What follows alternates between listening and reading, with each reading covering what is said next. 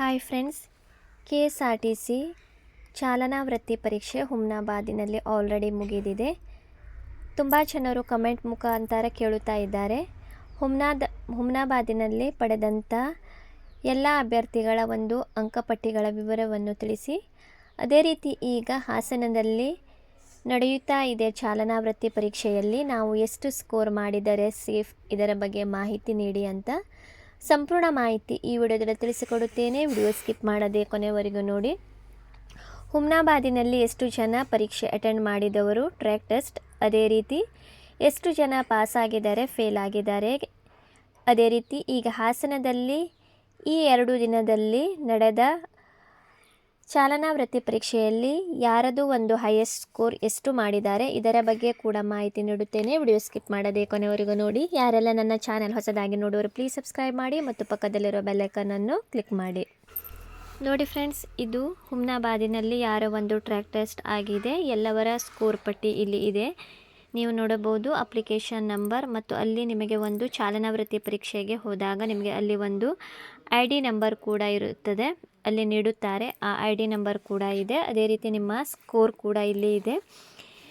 ಎಷ್ಟು ಜನ ಪಾಸ್ ಆಗಿದ್ದಾರೆ ಮತ್ತು ಫೇಲ್ ಆಗಿದ್ದಾರೆ, ಹೈಯೆಸ್ಟ್ ಸ್ಕೋರ್ ಎಷ್ಟು ಜನ 40 ಮೇಲೆ 40ರ ಮೇಲೆ ಮತ್ತು 45ರ ಮೇಲೆ ಸ್ಕೋರನ್ನು ಮಾಡಿದ್ದಾರೆ, ಇದರ ಬಗ್ಗೆ ಕೂಡ ಮಾಹಿತಿಯನ್ನು ನೀಡುತ್ತೇನೆ.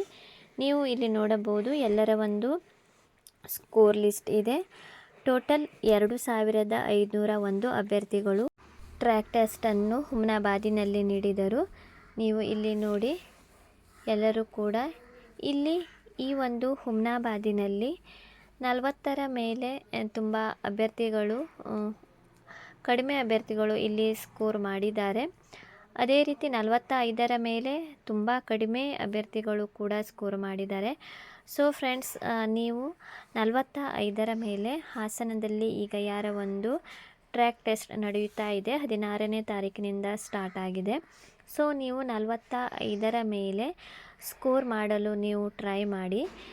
45 ಪ್ಲಸ್ ಜನರಲ್ ಕ್ಯಾಟಗಿರಿಯವರಿಗೆ ನಿಲ್ಲಬಹುದು.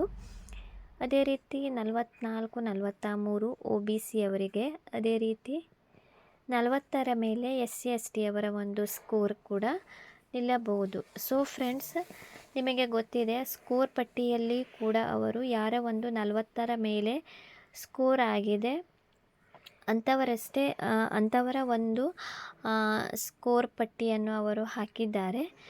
ಇಲ್ಲಿ ಎಲ್ಲರ ಸ್ಕೋರ್ ಹಾಕಿದ್ದಾರೆ ಹುಮ್ನಾಬಾದಿನಲ್ಲಿ ನೋಡಿ. ಅಫಿಷಿಯಲ್ ಆಗಿ ಅವರು ಎಲ್ಲ ಅಭ್ಯರ್ಥಿಗಳ ಸ್ಕೋರನ್ನು ನೀಡಿದರು. ಸೊ ನೀವು ಕೂಡ ಇಲ್ಲಿ ನೋಡಬಹುದು, ತುಂಬ 1, 2, 3 ಅಂಕಗಳು ಕೂಡ ಪಡೆದುಕೊಂಡಿದ್ದಾರೆ ನೋಡಿ. ಟೋಟಲ್ 2501 ಅಭ್ಯರ್ಥಿಗಳು ಹಾಸನದಲ್ಲಿ ಟ್ರ್ಯಾಕ್ ಟೆಸ್ಟನ್ನು ನೀಡಿದ್ದಾರೆ ನೋಡಿ. ಇದು ಲಾಸ್ಟ್ 4ನೇ ತಾರೀಕಿನವರೆಗೆ ಎಲ್ಲ ಅಭ್ಯರ್ಥಿಗಳ ಒಂದು ಅಂಕಪಟ್ಟಿಯ ವಿವರ ಇದೆ. 2482 ಇಲ್ಲಿ ಟೋಟಲ್ ಅಭ್ಯರ್ಥಿಗಳು ಇಲ್ಲಿ ಕರೆದಿದ್ದರು. ಅದರಲ್ಲಿ 2132 ಅಭ್ಯರ್ಥಿಗಳು ಪ್ರೆಸೆಂಟ್ ಆಗಿದ್ದರು, 350 ಅಬ್ಸೆಂಟ್. ಪಾಸ್ ಆದವರು 1248 ಅಭ್ಯರ್ಥಿಗಳು.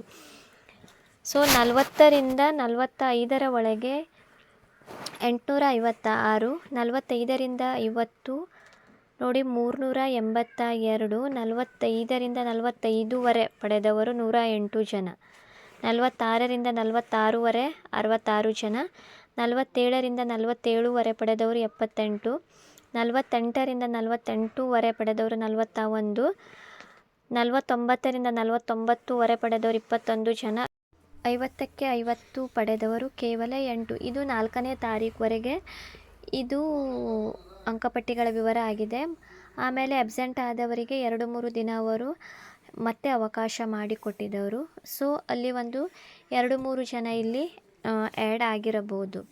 ಸೊ ಈ ಒಂದು ಎಲ್ಲ ಅಂಕಪಟ್ಟಿಗಳ ವಿವರ ನೋಡುವುದಾದರೆ, ನೀವು 45ರ ಮೇಲೆ ಸ್ಕೋರ್ ಮಾಡಿದರೆ ಯಾವುದೇ ಕ್ಯಾಟಗರಿ ಆಗಲಿ ನಿಮಗೆ ಪಕ್ಕಾ ಒಂದು ಜಾಬ್ ಆಗುವ ಸಾಧ್ಯತೆ ಇದೆ. 40ರ ಮೇಲೆ ಮಾಡಿದವರಿಗೆ ಒಂದು 80% ಚಾನ್ಸ್ ಇದೆ. ಅದು ಕ್ಯಾಟಗರಿ ವೈಸ್ ಇರುತ್ತದೆ. ಆದ ಕಾರಣ ಆ ಕ್ಯಾಟಗರಿಯಲ್ಲಿ ಎಷ್ಟು ಒಂದು ಹುದ್ದೆಗಳು ಖಾಲಿ ಇದೆ ಅದರ ಆಧಾರದ ಮೇಲೆ ಸೆಲೆಕ್ಷನ್ ಆಗುತ್ತದೆ. ಸೊ 40ರ ಮೇಲೆ ಆದವರಿಗೂ ಕೂಡ ಚಾನ್ಸಸ್ ಇದೆ. ಬಟ್ 45ರ ಮೇಲೆ ಯಾರ ಒಂದು ಸ್ಕೋರ್ ಆಗಿದೆ ಅವರಿಗೆ 99% ಕೂಡ ಜಾಬ್ ಆಗುವ ಸಾಧ್ಯತೆ ಇದೆ. ಸೊ ಫ್ರೆಂಡ್ಸ್, ನೀವು ಯಾರ ಒಂದು ಹಾಸನದಲ್ಲಿ ಈಗ ಟ್ರ್ಯಾಕ್ ಟೆಸ್ಟ್ ನಡೆಯುತ್ತಾ ಇದೆ, ನೀವು 45ರ ಮೇಲೆ ಸ್ಕೋರ್ ಮಾಡಲು ಟ್ರೈ ಮಾಡಿ. 8 ಟ್ರ್ಯಾಕ್ ಮತ್ತು L ಟ್ರ್ಯಾಕಿನ ಮೇಲೆ ಹೆಚ್ಚಿನ ಗಮನ ಕೊಡಿ. ಯಾಕಂದರೆ ತುಂಬ ಅಭ್ಯರ್ಥಿಗಳಿಗೆ ಆ ಒಂದು 2 ಟ್ರ್ಯಾಕಿನಲ್ಲಿ ಮಾರ್ಕ್ಸ್ ಕಟ್ ಆಗ್ತಾ ಇದೆ. ಸೊ ಆ 2 ಟ್ರ್ಯಾಕಿನ ಮೇಲೆ ಹೆಚ್ಚು ಫೋಕಸ್ ಕೊಡಿ. ಏನಾದರೂ ಡೌಟ್ ಇದ್ದರೆ ನೀವು ಕಮೆಂಟ್ ಸೆಕ್ಷನಲ್ಲಿ ಕೇಳಬಹುದು.